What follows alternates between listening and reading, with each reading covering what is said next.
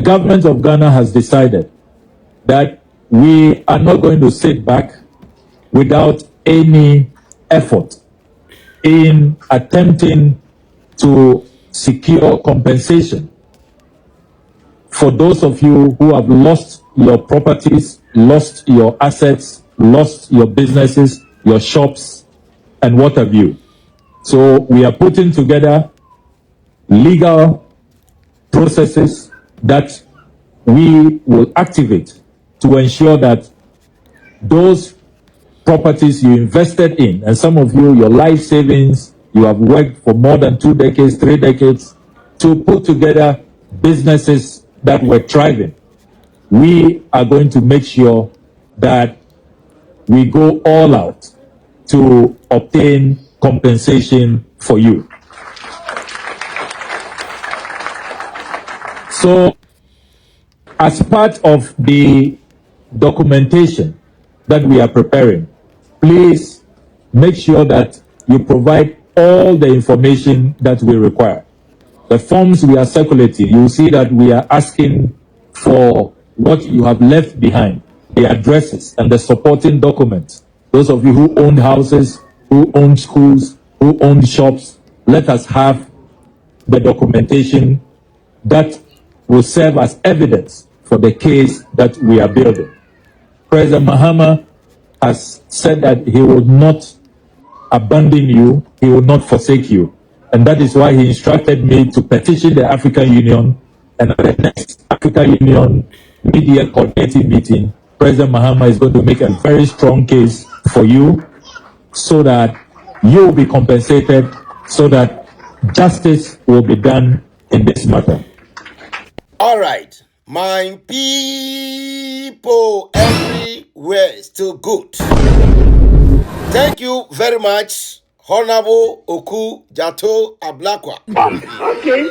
And also thank you very much, His Excellency John Dramani Mahama. And also thank you, South Africa, for this amazing wake-up call that all our leaders should be active and not lazy, and also fix our various countries. Now, to our Ghanaian brothers and sisters who thought Ghana was so hard, so not only them have sense, so they were running away to South Africa for greener pasture. Ladies and gentlemen, thank you and congratulations, and you are all welcome to the hard Ghana for all of us to help and fix our country, Ghana. Now, Honorable Oku Jato Ablakwa, I vividly heard you said you are about to open legal action against South Africa. And all our brothers and sisters should put their document and also their addresses and the businesses and the properties, maybe houses and others, they left in South Africa. So that you can open a case and then pay them their compensation out of the case. Honorable, please, if it is a joke, please stop it. If it is a hope that you want to give them, that is fine. That is fine. Now, the number one thing we need, or document we need right here to open a case against South Africa. One, ask all these 600 Ghanaians citizens, how many of them own a business visa? Because I've watched a lot of the interview. Most of them are on visitors visa. How can you own a business with a visitors visa in someone's country? Let's tackle it from there. So if it is a hope, that is fine. But for us to waste money to to go and open a case, which I, the Nyash president, is sitting here and knowing that we will lose. Then we should invest that money into another thing, or how we can use that money to fix our country. Maybe we can use that money to even open jobs for our people, because most of the people, most of our Ghanaian brothers and sisters are not on business visa, but rather on visitors visa. How can you have a visitor's visa and said you own a business in someone's country? It's never done anywhere unless anyone, and let me tell you, no businessman who owns business visa who waits to join free government flights in this country. So all of them who are there are on visitors visa. So there's no way. Maybe we can just beg South Africans.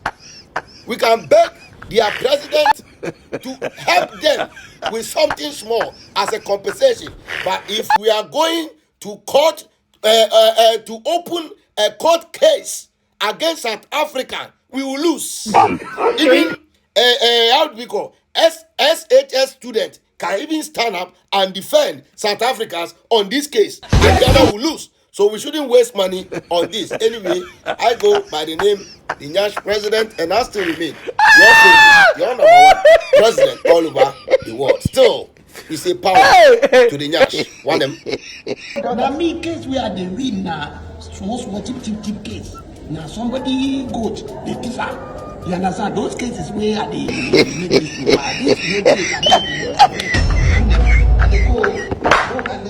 if ngomhla 30 June turns out it goes out of hand, but you will be held liable. No.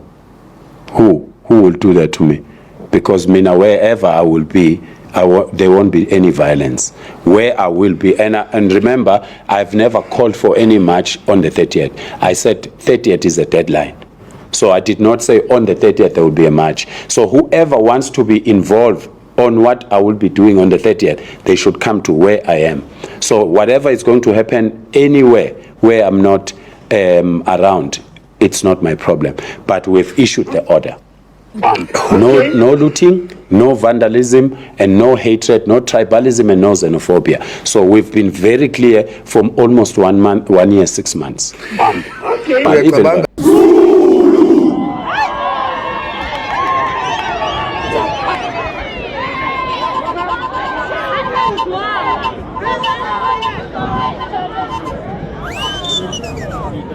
Zulu! Zulu! Zulu! Zulu! Zulu! Zulu! Zulu!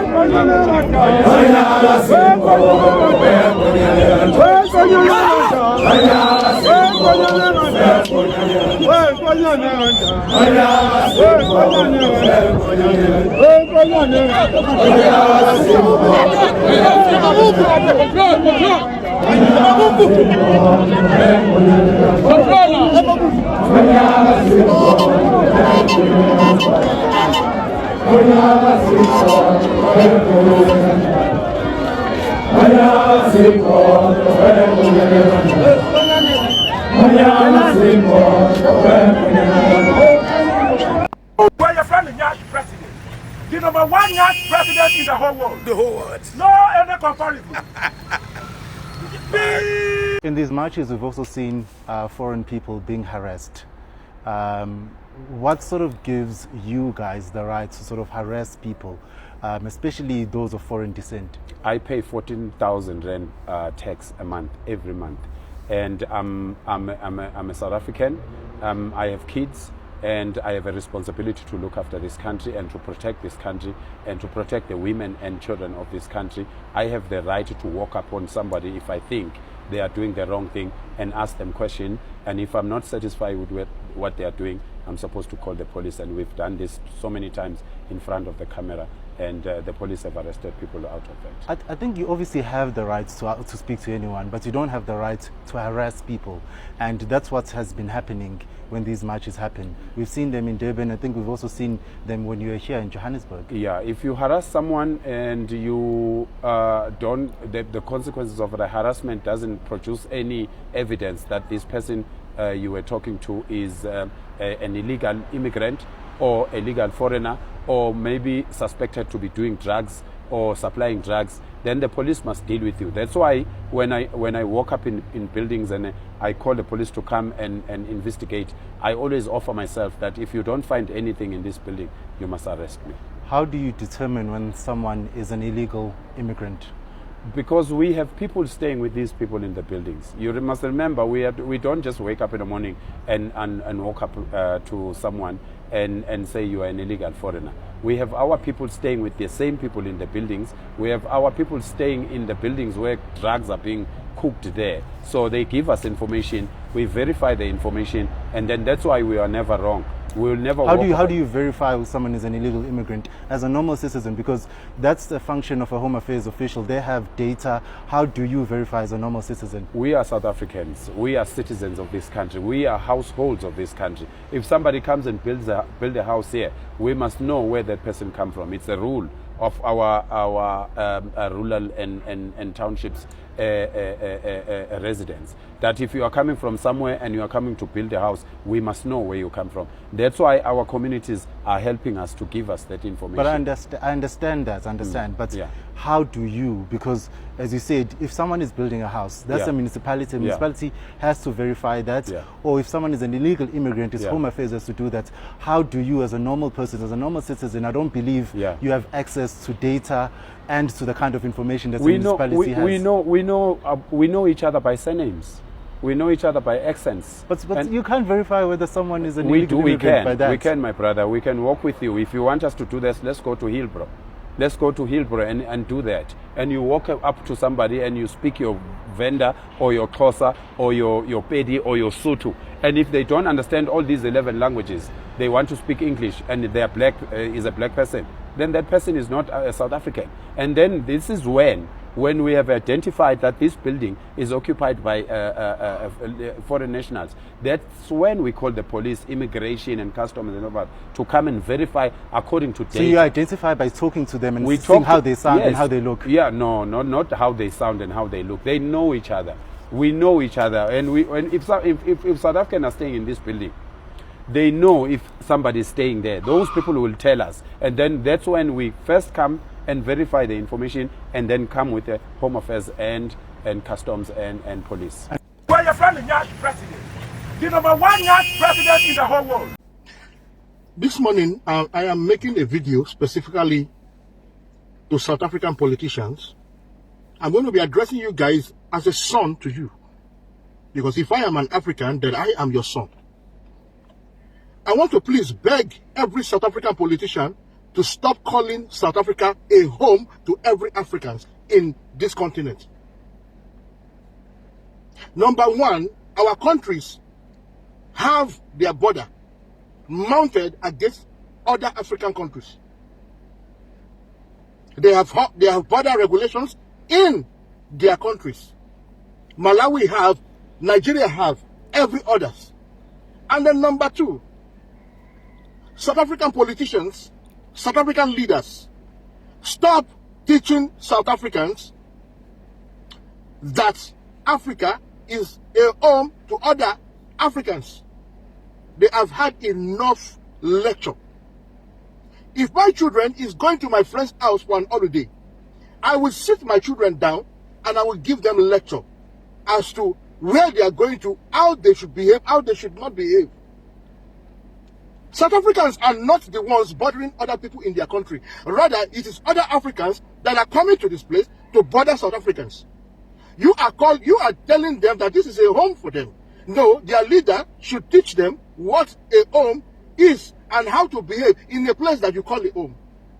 If you call this place a home, if you call me a brother to a South African, I will not see a 13-year-old child, a vulnerable 12-year-old child, and then take that child, put a needle, infuse cocaine into that child, turn that child to a prostitute. I will not do that to someone that I call my sister. Someone that I call my brother, that I see as my brother. I will not see a teenager that I see as my brother and recruit him to become a drug mule. It is only a South Africans that other Africans are treating that way. And you say that this is a home for all Africans. No, this is not a home for them. South Africans are not our brothers. Because if we see South Africans as our brothers, we will not treat them as a lab rat. We will not turn their daughters to prostitute. Brothers don't do that to their sisters. Why don't we see Nigerian drug dealers giving cocaine to their children? Why don't we see Nigerian drug dealers turning their children to a drug mule? Recruiting their children to a drug mule. Why don't we see that? They protect their children. They tell their children that this cocaine is poison. But they come to South Africa and tell South Africans that this cocaine, it will actually help you to relax well. It will give you a good mood. It will help you to do this. They will lie to them, give them that cocaine for their own financial benefit. They won't even think twice before destroying a South African. People that see that know a place to be a home will not bring crime to that home. We used to watch all these gangster movies where you will see drug dealers, kingpins. They will have warehouse where they keep all their merchandise.